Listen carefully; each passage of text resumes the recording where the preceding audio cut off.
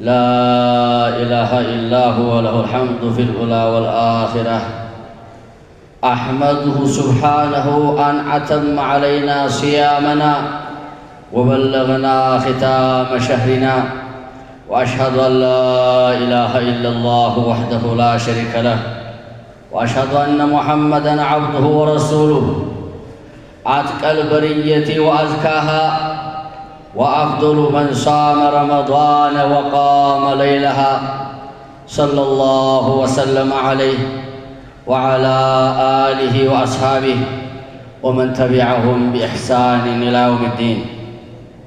أما بعد، فيا أيها الصائمون، اتقوا الله عز وجل حق التقوى، وتأملوا في الأحوال، وانظروا في العواقب والمآل، واعلموا أن الله يعلم ما في أنفسكم فاحذروه.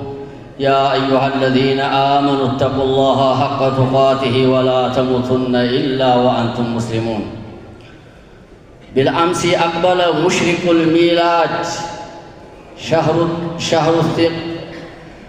التقاة وموسم البلاد. بالأمس أقبل مشرق الميلاد، شهر التقاة وموسم العباد. واليوم شد إلى الرحيل متعه، قد زود الدنيا بخير الزاد. عباد الله، هكذا حال الدنيا. كنا قبل أيام معدودات ننتظر رمضان بشوق، وها نحن اليوم نودع آخر جمعة من رمضان بحزن فراق رمضان. مضى الشهر شاهدا لنا أو علينا، فليت شعري من المقبول منا فنهنيه، ومن المحروم فنعزيه. عباد الله، عاهد نفسك وأنت في آخر هذا الشهر الكريم أن تستمر على طاعة رب العرش العظيم. ادعو الله بكل إخلاص وتجرد وإلحاح أن يديم عليك نعمة الطاعة، وأن يرزقك حبها، وأن تكون أحب إليك مما سواها من متاع الدنيا الفانية كلها. واعبد ربك حتى يأتيك اليقين. وبعد رمضان، وفي أول أيام شهر شوال، لا تقطع ذلك الحبل الذي مددته بينك وبين ربك، ولا ذلك الخير الذي رسمته في هذا الشهر المبارك. بل واصل يا أخي الحبيب، بل واصل سيرك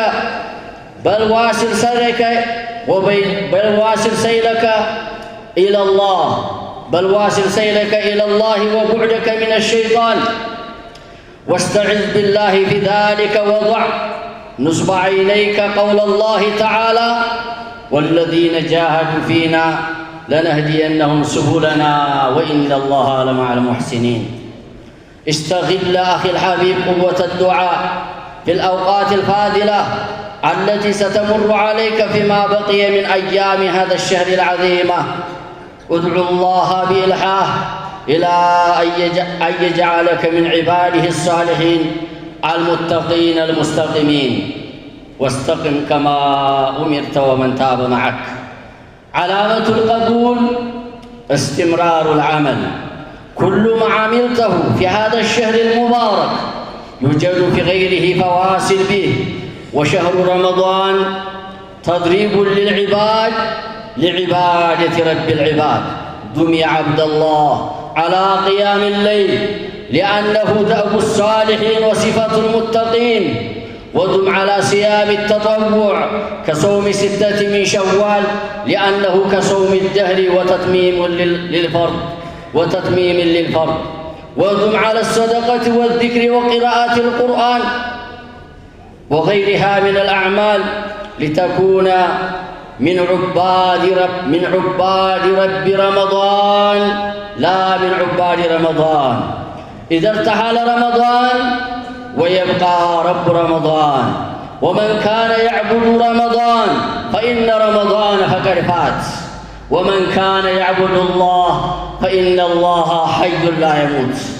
أيها الصائمون، لقد شرع الله لكم في ختام شهركم أعمالا صالحة تجبرون بها نقص صيامكم، ومن ذلك إخراج زكاة الفطر، وهي فرض واجب لحديث ابن عمر رضي الله عنهما قال: فرض رسول الله صلى الله عليه وسلم زكاة الفطر صاعا من تمر أو صاعا من شعير على العبد والحر والذكر والأنثى والصغير والكبير من المسلمين، كما رواه البخاري. وتخرج زكاة الفطر من عامة طعام البلد كالبر والتمر أو الأرز، ومقدار زكاة الفطر صاع من كل واحد، وهو ما يساوي باثنين كيلو 40 جرام بالبر الجيد، أو جوكين بما يغسل به اليد.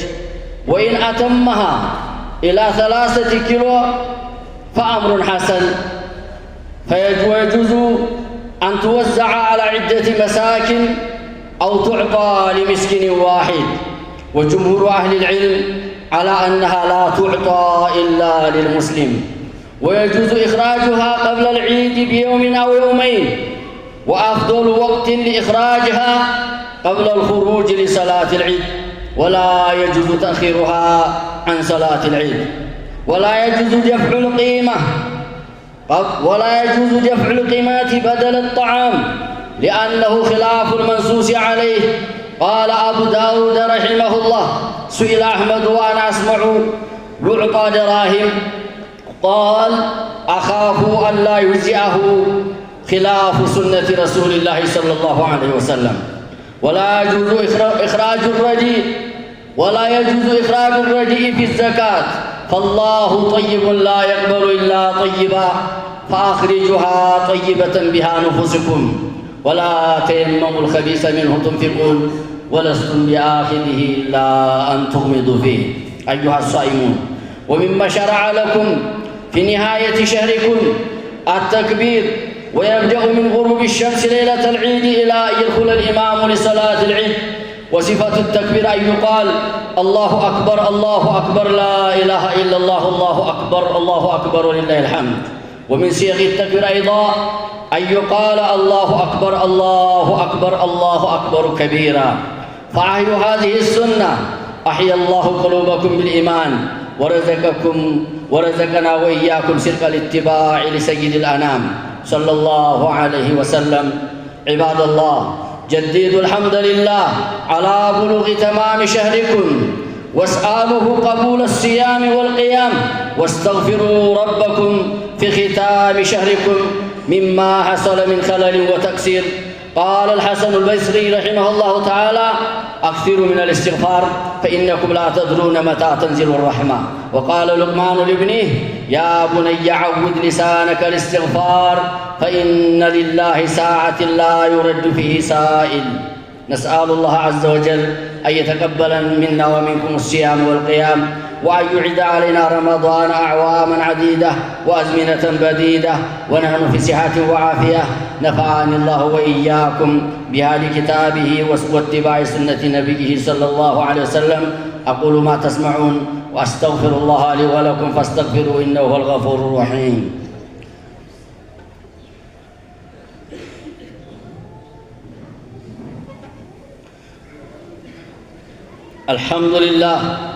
الحمد لله الذي بنعمته تتم الصالحات، لا رب غيره ولا معبود بحق سواه. وأشهد أن لا إله إلا الله وحده لا شريك له، وأشهد أن محمدًا عبده ورسوله وخليله ومصطفاه صلى الله عليه وعلى آله وصحبه ومن والاه. عباد الله، مما شرع في ختام الشهر صلاة العيد والاستعداد لها، ومن السنة أن يتجمل العبد لها بالطيب ولبس أحسن الثياب. أما النساء فيبتعدان عن الزينة إذا خرجن لصلاة العيد، لأنهن منهيات عن إظهار الزينة للرجال الأجانب، ويحرم على من أرادت الخروج أن تمس طيبا أو تتعرض للرجال بفتنة.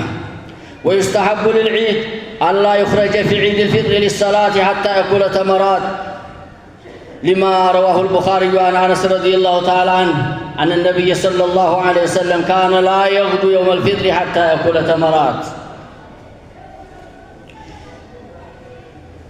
خطبة رمضان لنسنابت ነው በሚል ዙሪያ ይሆናል። እንግዲህ እናንተ ጾመኞች ሆይ አላህን እንፍራ፣ ተገቢውን መፍራት ስንፈራ ነው ረመዳን በአግባቡ ጾመን ከረመዳን በኋላ አላህን እየተገዛ መቀጠል የምንችለው። ዱንያ እንግዲህ እንዲህ ናት፣ ትቀያየራለች። በአንድ ሁኔታዋ ላይ አትዘወትርም። ከተወሰኑ ከተቆጠሩ ቀናቶች በፊት ረመዳንን በናፍቆት በጉጉት እየጠበቅነው ነበር። ይሄው አሁን የመጨረሻውን ጁሙዓ ሰግደን ልንሰናበተው በሐዘን ረመዳንን በመለየታችን ሐዘን እየተሰማን እንገኛለን። ይሄ ረመዳን ይህ ታላቅ ወር እኛ መልካምም ሰራን መልካምም አልሰራን ወይ ለኛ ሊመሰክር ወይ በእኛ ላይ ሊመሰክር ይሄው ሄደ። እንግዲህ ረመዳን እና ቁርአን እንደሚነገረን ሁል ጊዜ ሽማግሌዎች ናቸው። ሽማግሌ ወይ ሊሆነን ወይ ደግሞ በእኛ ላይ ሊሆንብን። ይሄው ረመዳን እንግዲህ የሰራነውን ሰርተን ሊሄድ ነው። እንደው ምናልባት ተኛ ውስጥ ማን ይሆን አላህ የተቀበለው በአግባብ የጾመ እንኳን ደስ ያለህ እንለው ዘንድ፣ በአገልባጭ የሆነ ደግሞ ማን ነው? አላህ ይሰብር። እንግዲህ ምን ይደረጋል? ላኪን ግን በዚህች አንዷ ወይም በሁለቷ ቀንም ማስተካከል ይቻላልና አሁንም አላህ ይወፍቀን ነው የምንለው። እናንተ የአላህ ባሮች ሆይ ራሳችንን ቃል እንጋባ። እስኪ ዛሬ በዚህ በታላቁ ቀን በዚህ በጁሙዓ ቀን ራሳችንን ቃል እናስገባ። በዚሁ በነበርንበት ላይ መስጂዶች እንደሞሉ፣ ሶላቶች ጀማዓዎች እንደተሰገዱ፣ ሱናዎች እንደተሰገዱ፣ ቁርአን እየተቀራ ዒባዳ እየተደረገ 11 ወር ለማሳለፍ ህይወታችንን ለማሳለፍ አዩሃል ሙስሊሙን አላህ ስብሓነሁ ወተዓላ ያዘዘን ሞት እስከሚመጣ አላህ እንድንገዛ ነው። ከረመዳን በኋላ ሸዋል ሲመጣ አደራ አንተና አላህ መሃል መገናኛ ድልድይ ፈጥረሃል። መገናኛ ገመድን ዘርግተሃል። ይህንን ገመድ አደራ እንዳትቆርጠው፣ ቀጥልበት። ከሸይጣን መራቅህን ቀጥልበት። አላሁ ስብሓነሁ ወተዓላ ተታገላችሁ ቀጥተኛው መንገድ ይመራችኋል እያለ ነውና የኛ ስራ ተቀባይነት ሊኖረው ምልክቱ የመቀበሉ በዚህ በረመዳን ውስጥ የሰራነው ሆነ በሌላው ሰዓት በዛ ላይ ስንዘወትር ነው። የአንድ ሰሞን ስራ የምርቃና ስራ ነው። አሐቡል አዕማል ኢለላህ አድወሙ ወኢን ቀል ነውና የተባለው ማለት ነው። አዩሃ ረመዳን አዩሃል ሙስሊሙን፣ ይህ ረመዳን ለባሮች የባሮችን ጌታ አላህን ለመገዛት አሰልጣኝ እንጂ በዚህ በረመዳን ብቻ ተሰርቶ የሚቆምበት ወር አይደለም። ረመዳን ይህ ነው። አዩሃል ሙስሊሙን፣ በሌሊቱም ሶላት ላይ የዘውትርበት የሷሊሆቹ ባህሪ አላህን የሚፈሩ ሰዎች ሲፈት ነው። ሱና ሶላቶችን እንደዚሁ ሱና ጾሞችን እየሰራን እንቀጥል። ለምሳሌ ረመዳን ሲያበቃ 6 የሚባል ጾም አለ። የሚያሻክኩ ሰዎች ቢመጡ አትሸክኩ፣ ወላህ ثم والله ሐዲስ ነው። አንድ ዓመት እንደ ጾመ ይቆጠራል የተባለበት ነው። ለፈርዱ ጎደሎም ማሟሊያ ነው። ነገ ቂያም ቀን ፈርዱ ይታያል። ከጎደለ ሱና እንዳለው ሙሉለት ይባላል ብለዋል ነቢያችን አለይሂ ሰላቱ ወሰላም። አዩሃል ሙስሊሙን፣ ሌሎችንም ሰደቃውንም ዚክሩንም ቁርአን መቅራቱንም ሌሎችንም መልካም ስራዎች ሁሉ እንቀጥልበት። የረመዳኑን ጌታ ከሚገዙት እንድንሆን ረመዳንን ከሚገዙት ሳይሆን፣ ረመዳን ቢሄድ የረመዳን ጌታ አለ። ረመዳን የሚገዛ ሰው ካለ ረመዳን ሄደ ላይመለስ ሄደ የያዘውን ይዞ። ግን አላህን ተሆነ በረመዳን ውስጥ የተገዛ ነው። አላህ ያው የሆነ ሁልጊዜ የማይሄድ የማይሞት የሆነ ጌታ ነው እና ረመዳን እንግዲህ የሰራነውን ሰርተን ይሄ ወደ አኺሩ ላይ ደረስ። ካሁን በኋላ በራሳችን ላይ እንወስን፣ ቃል እንግባ። የጀመርነውን ስራ ላለማቋረጥ ሙስተዒዱን ኢንሻአላህ ሲቃል ግብር እንግዲህ ዓሂድ ነፍሰከ አዩሃ አልሐቢብ መስጂድ እንጂ ጀማዓ ሰላት ላሰግ ቀጣውን ዓመት ዒልም እየተማር ከአላህ ጋር ያለህ ግንኙነትን ላታቋርጥ። አላህ ይወፍቀን። አላህ አላቸውን ተሚሞሉ ሰዎች አላህ ያድርገን። ተሙእሚኖቹ ቃል ማፍረስ የሙናፊቅ ነውና ማለት ነው። ሌላው በዙሁር መጨረሻ የተደነገገ ሸሪዓዊ ድንጋጌ አለ። እሱም ጠንቀቅ ብለን እንድንሰራው አደራ። ምክንያቱም ለጾማችን ውስጥ ለጎደለው ጎደሎ ማጣሪያ ነው። ለደካሞች ወንድሞቻችን እህቶቻችን ደግሞ ጉርሻ ነው። ነብዩ ሰለላሁ ዐለይሂ ወሰለም እንዳሉ እሱም ማነው ዘካተል ፊጥር ነውና አደራ ነብዩ ሰለላሁ ዐለይሂ ወሰለም ፈርድ ነው ብለዋል። ለእያንዳንዳችን አንዳንድ ቁና በነብዩ ሰለላሁ ዐለይሂ ወሰለም ቁና ወደኛ ስንቀይረው 2 ኪሎ 40 ግራም አካባቢ ይሆናል። ወይም እጅ ማስታጠቢያ 2 ጆግ ማለት ነው። እስከ 3 ኪሎ የምታደርሱት ችግር የለውም። ከዛ ከ2 ኪሎ 40 ግራም እንዲያንስ ወይም ከ2 ጆግ እንዲያንስ እንጂ ማለት ነውና ለእያንዳንዱ ሰዓታ ነፍሰ ጡር እንኳ ቢሆን ተሷቦች የሚያወጡ እንደነበሩ ይነገራልና ሙስተሐብ ነው ይሉታል። ለነፍሰ ጡር እንኳ ለተጸነሰው ልጅ ማለት ነው።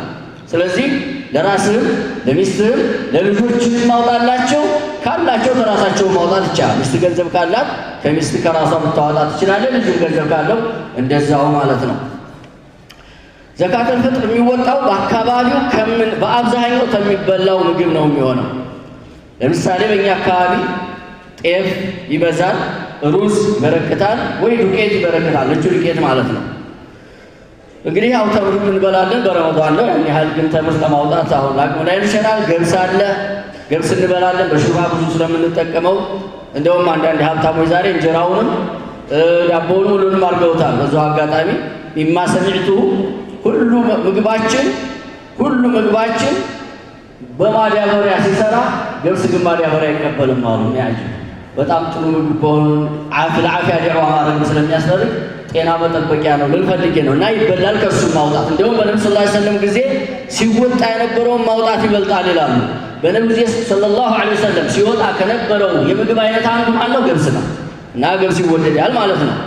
ይህንን በዚህ ያክል ካየነው ሌላው ለብዙ ምስኪንም ማከፋፈል እንችላለን። ለአንድም ድሃ ብንሰጠው እንችላለን። ለሙስሊም እጅ ግን ለሌላ አንሰጠው። የሚወጣው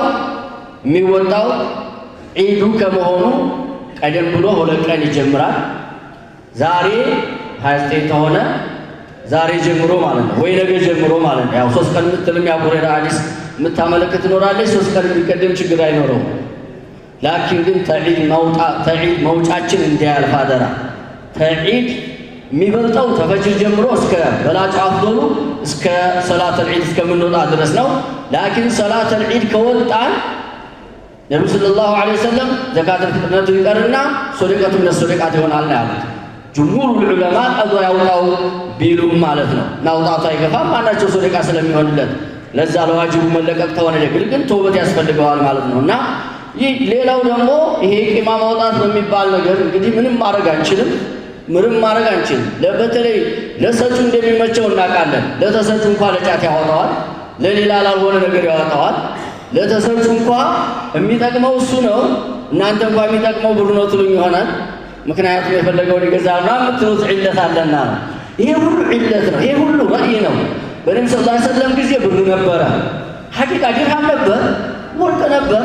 አንድ ሰሃባ ካወጣ የሚባል ሰማን። ሀታ ለገጠሮች እንኳን በአካባቢ የሚበሉትን ወተት ነው እንዲያወጡ ያዘው ነብዩ ሰለላሁ ዐለይሂ ወሰለም እና ቂማ ማውጣት በተለይ እንደዚህ ዑለማ ያው እንግዲህ በዚህ ላይ የተስማማንበት ነው ማለት ይቻላል።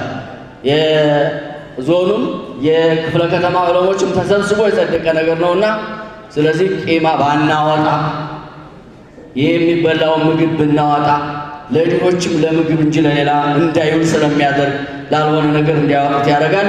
ይህን ረእዩ ትተነው ግን በነብዩ ሰለላሁ ዐለይሂ ወሰለም ጊዜ የነበረው ይሄ ስለሆነ እዚሁ ኢማሙ አሕመድ ሲጠየቁ ምንድን ነው ያሉት? አይቀበለውም ብዬ እፈራለሁ። ለምን? የነብዩ ሱና ፈልፏልና ይላሉ። እንደምታውቁት ዒባዳ ተውቂፍይ ነው። ተነብዩ በተገኘው ብቻ ነው መሆን ያለበት። ዒባዳ ለመቀበል ኢኽላስና ሙታባዓ ሸርጥ እንደሆነ ብዙ ጊዜ ይነገራል። ሌላው ደግሞ ስናወጣ መጥፎ ነገር ማውጣት የለም። ምሳሌ ገብስ ስናወጣ ሲባል መጥፎውን ገብስ መሆን የለበትም። ጤፍ ሲባል መጥፎውን ጤፍ መሆን የለበትም። ዱቄት ሲባል ሊያቦኩት የሚሙለጨለጭ ዱቄት አለ፣ ታውቁታላችሁ መቼም። እንደዚህ አይነት ተመርጦ መሆን የለበትም። አላህ በቁርአን መጥፎን መስጠትን አትሰቡ፣ አይናችሁን ጨፍናችሁ እንጂ የማትቀበሉትን ብሎናል። ነብዩ ሰለላሁ ዐለይሂ ወሰለም አላህ ጥሩ ጌታ ስለሆነ ጥሩን እንጂ አይቀበል ብለዋልና ጥሩን መርጠን እንስጥ ነው። ሌላው ይሄ ረመዳን መጨረሻ ላይ ተተደነገገልን ተክቢራ ማድረግ ነው። ተክቢራ እናድርግ እስከ ኢማሙ ሶላት እስከሚወጣ ድረስ ከፀሐይ መግባት ጀምሮ የሚቀጥል የሆነ ሱና ነው ማለት ነው። ስለዚህ በዚህ ልክ አድርገን ነው እንግዲህ ረመዳን እንደዚህ የምንሰናበተው። ሌላው ሶላቱል ዒድ ነው። አሁኑ እንዘጋጅበት። ከአሁኑ ጀምሮ ቅድም እንደተባለው የዒድ መስገጃውን ቦታ ከማዘጋጀት ይጀምራል። ሱናው እንግዲህ እዛን ቀን ለወንዶች ተበጃይቶ ይቅርታ ሴቶችን እንትናችሁ መብታችሁን ለመንካት አይደለም፣ ለእናንተ ወንጀል እንዳይሆንባችሁ ከማሰብ የተነሳ ነው። ሽቱን ጥሩ ልብስ ለብሶ ሽቱ ነክቶ ተበጃይቶ መውጣት ይወደዳል። ለሴቶች ግን ከቤት መራቅ አለባቸው። ለሶላቱል ዒድ ይውጡ። ሀይደኛ እንኳን መቅረት የለባትም ብለዋል ነብዩ ሰለላሁ ዐለይሂ ወሰለም። ሳፊላዎች እንኳን መቅረት የለባቸውም ብለዋል። ባይሆን ልብ በሉ፣ እዚህ ላይ የተጠየቀ ጥያቄ አለ። ሴቶች ያለ ጅልባብ ስለማይሄዱ አንዳችን ጅልባብ ባታገኝ ብለው ጠየቋቸው ነብዩ ሰለላሁ ዐለይሂ ወሰለም። አይ ግድ የለም ባታገኝም የዛን ቀን ያለ ጅልባብ ትሄድ አላሉ። ብዙ ሴቶች ጅልባብ አይደለም ሰፋ ያለ ቀሚስ እንኳን የማይለብሱ ይሄ አሁን የመጣ ቀሚስ አለ ሲታሰብ ሁሉንም ምንነታቸውን የሚያሳይ ወላሂ ቴራቁትሽን የወጣሽው ጥንቃቄ አድርጊ አደራ። ነብዩ ያሉት ሰለላሁ ዐለይሂ ወሰለም እህቷ ታውሳት አሉ። እህቷ ታውሳት ታልብሳት። በሁለት የመጣ ሐዲስ አለ ምትርፍታላት ታውሳት፣ አለዛ ባንዲ ላይ ለብሰው ይል ማለት ነው አሉ። እስከዚህ ድረስ ያሉ ዑለሞች አሉ። አንድ ላይ ባንዲ ጅልባብ ቢሆን ይውጡ እንዳይቀሩ፣ ላኪን ያለ ጅልባብም እንዳይወጡ እንደዛ አድርገን የተመከርነውና አደራ እህቶቼ አንዲት ሴት ሽቱ ተሻታ ከወጣች በሰዎች አጠገብ ታለፈች ዚና እንደሰራች ነው የሚቆጠረው። ሱብሃንአላህ። ታዲያ አቡ ሁረይራ ሂጂ ታጠቢ ይሏት ነበረ።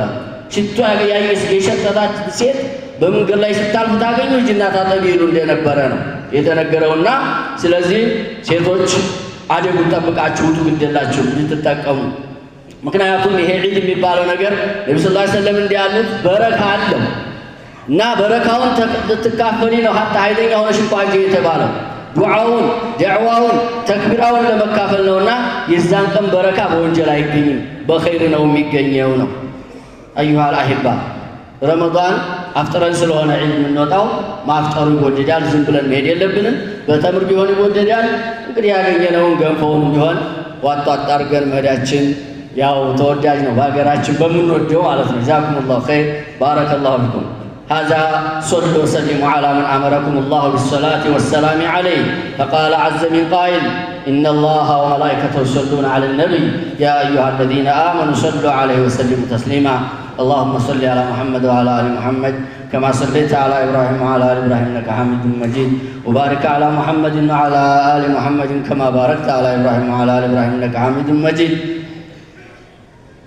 اللهم وارض اللهم عن الأربعة خلفاء الراشدين جميع الصحابة أجمعين ومن تبعهم بإحسان إلى يوم الدين اللهم أعز الإسلام والمسلمين وأذل الشرك والمشركين ودمر أعداءك أعداء الدين اللهم احصهم عددا ولا تغادر منهم أحدا وأرنا فيهم قوتك يا قوي يا عزيز اللهم انصر من نصر دينك واحفظ من دعا إلى سنة نبيك وكل المسلمين والمستضعفين في كل مكان ناصرا وعونا ووليا يا رب العالمين اللهم آمنا في أوطاننا وأصلح يا رب العالمين علماءنا وأيد بالحق إمامنا وولي أمرنا اللهم وفقهما العلماء والأئمة عملا ترضاه واجعلهما عزا للإسلام والمسلمين اللهم أصلح لنا ديننا الذي هو عصمة أمرنا وأصلح لنا دنيانا التي فيها معاشنا وأصلح لنا آخرتنا التي إليها معادنا واجعل الحياة زيادة لنا في كل خير واجعل الموت رحمة لنا من كل شر اللهم إنا نعوذ بك من علم لا ينفع ومن قلب لا يخشع ومن نفس لا تشبع ومن دعاء لا يسمع يا حي يا قيوم اللهم إنك عفو كريم تحب العفو فاعف عنا اللهم ثبتنا على دينك اللهم ثبتنا على دينك ولا تردنا إلى عقابنا يا رب العالمين. اللهم يا مقلب القلوب ثبت قلوبنا على دينك. اللهم تقبل منا ما عملنا وفي هذا الشهر العظيم، وجعلنا سعداء غانمين من كل الثواب يا رب العالمين. وصلى الله وسلم وبارك على نبينا محمد وعلى اله وصحبه اجمعين.